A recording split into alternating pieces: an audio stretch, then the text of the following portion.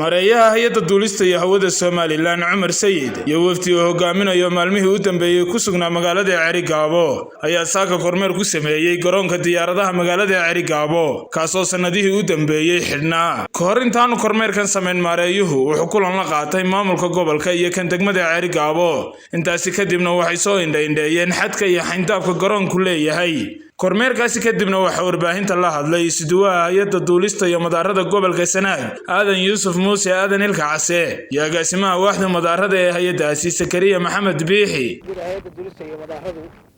halkan u yimi oo socdaalkiisu uu daaran yahay dib u furkii madaarka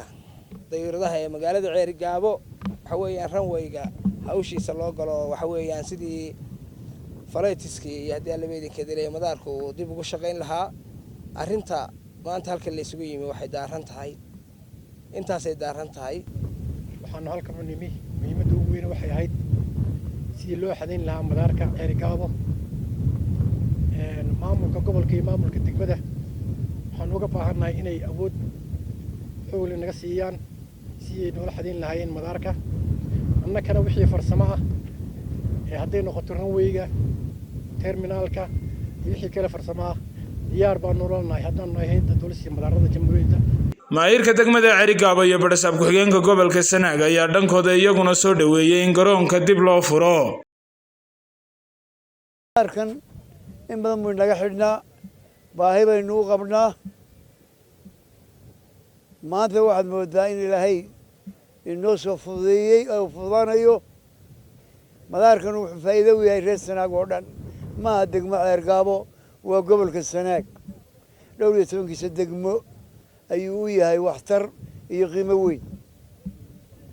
arrintaana la siiyey naloo ogolaaday ilaa iyo maarayihii madaxweynihiiba ay garteen in wax la qabto madaarka Cerigabo aad baan ugu mahadnaqaynaa wixii inagu xidhan haddaynu nahay Cerigabo ama madaxdii gobolka way wada joognaa waynu dhannahay barbarkii ka baxda kala qaleen halkan waxaan mahad gaar ugu diraynaa madaxweynaha jamhuuriyadda Somaliland mudane Muuse Biixi Cabdi oo intii xukuumaddiisani jirtay suurto geliyay in airportka Cerigabo la furo lana dardar geliyo loogana noqdo airport shaqeeya mahadda labaadna waxaanu siinaynaa maareeyaha Cumar Sayid oo xil isxilqaan weyn muujiyay dadaal weyn ka muujiyay inuu airportkana noqdo airport manfaca reer Somaliland oo dhan gaar ahaan gobolka Sanaag ummad badan oo maanta inoo iman kari weyday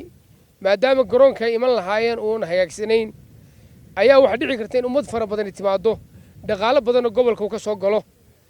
marka waxaan rajaynayaa in aynu inta inaga beegan ee waajibkeena inaynu waajibkeena ka qaadano oo soo dhaweyno. ugu dambeyntiina waxa halkaasi ka hadlay maareeyaha hay'adda duulista iyo madaarada Somaliland Cumar Sayid sheegayna in hay'ad ahaan ay diyaar u yihiin furitaanka madaarka magaalada Cerigabo. madaarada jamhuuriyadda Somaliland ay doonaysaa madaarka Cerigabo inuu shaqeeyo oo diyaaradaha ay yimaadaan. madaarkan waa madaar Somaliland taariikh ku leh sideetamaadkii diyaarada ayaa iman jiray garoonkan garoon la yaqaano oo koodhkiisana ka taqaano runway-giisa la yaqaano ayuu ahaa muddada ay naga xidhnaana runtii Ilaahay unbaa qadarin inuu shaqeeyo maanta waxa naga go'an garoonkaasi inuu shaqeeyo maadaama gobolka Sanaag uu yahay gobolka Somaliland ugu soo durugsan maadaama hay'adaha caalamiga ah ay u baahan yihiin inay garoonkan isticmaalaan maadaama diyaaraduhu mar walba ay weydiiyaan inay Cerigabo flight ku tagi karaan maadaama goobihii dalxiiska daaliye ay ku yaalaan gobolkan iyo wax soo saarkiisuna fiican yahay waxa hay'adahan naga go'an iyo qarankaba in garoonka la furo waxa runtii isagana u mahad celinaya madaxweynaha jamhuuriyadda Somaliland oo markii hay'adda la magacaabayba